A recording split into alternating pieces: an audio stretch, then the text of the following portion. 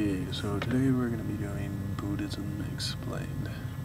We're going to go through the 3 basic training practices. We're going to go through the 4 Noble Truths, and we're going to go through the 5 precepts. If we have time, we're going to go through the Eightfold Path, which is what helps reach enlightenment. Alright, so first off, the 3 trainings and practices.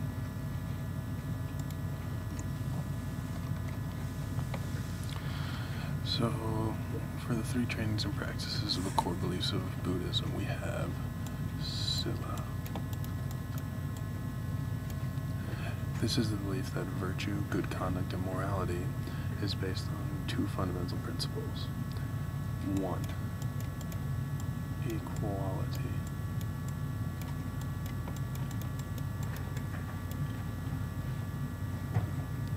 This basically says that all living things are equal. So, you and that twig, both equal. Second of all, principle of reciprocity. This is the golden rule. You know, it's a principle adopted by many other religions. Basically, it comes down to don't do to others what you wish them to do unto you.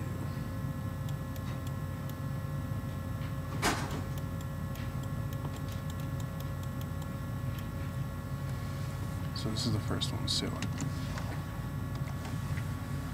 Next up, we have Samadhi.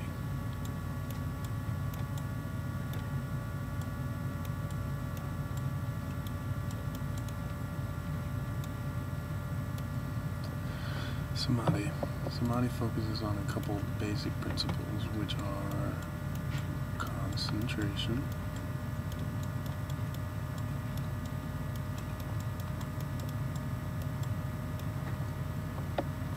meditation,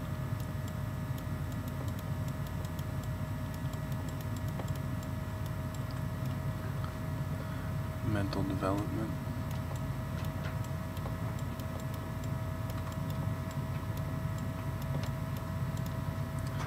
Now, these 3 things are focusing on the mental strength and exactly how much you're able to concentrate and hold within yourself. It's what allows traditional monks to maintain good conduct and establish within themselves an extreme form of discipline. After Samadhi, we have Prajna.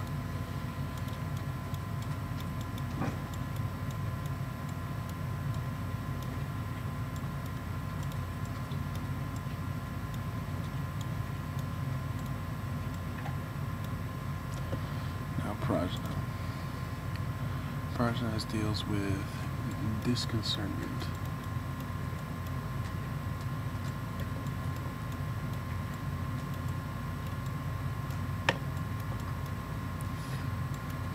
Insight.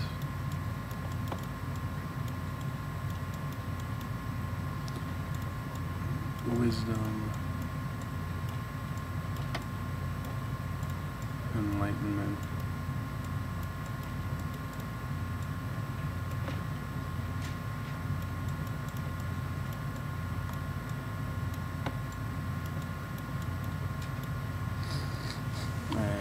These 4 principles here, that is what the real heart of Buddhism is. You're supposed to reach the state of enlightenment of this guy right here. And it is what these 3 things come down to. Once you attain both wisdom and enlightenment, it will lead way insight. And this is how Siddhartha, the Buddha, was able to reach his enlightenment through 6 years of intense meditation and almost 20 years of study.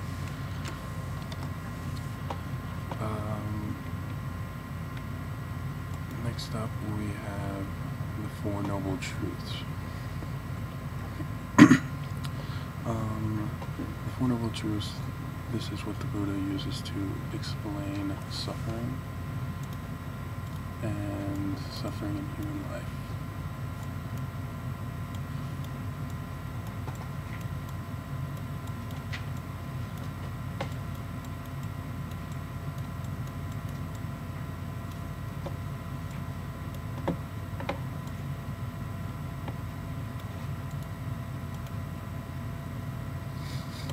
First, we have dukkha.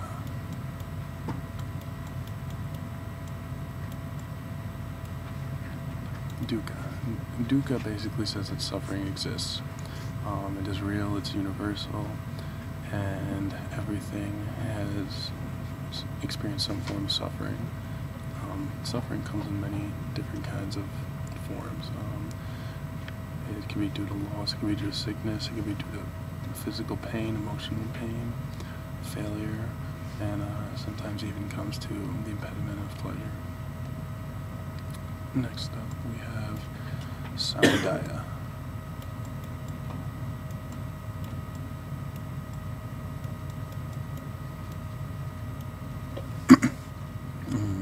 Samudaya says that all the suffering that exists in the world, all this unhappiness, there is a cause for it. And what the Buddha preaches is that the cause of this is the desire to have and control things. This goes anywhere from sitting in a cafeteria wishing you were able to eat that sandwich but you don't have enough money for it, or having some kind of jealousy for someone else. And actually a lot of it in ancient scripture is chained back to craving sexual pleasure and sensuality. The next one is nirodha.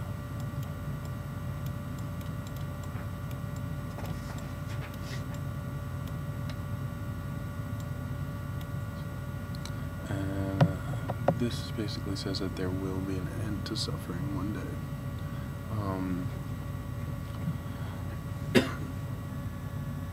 Suffering, sorry, I lost my voice there. Suffering ceases with the final liberation of nirvana. The mind experiences complete freedom, liberation, non-attachment. So basically this says every desire you have, every unhappy feeling, that will be completely lost because you will have attained a new light. And then Magga describes how you are to reach nirodha. And this says you have to do the 8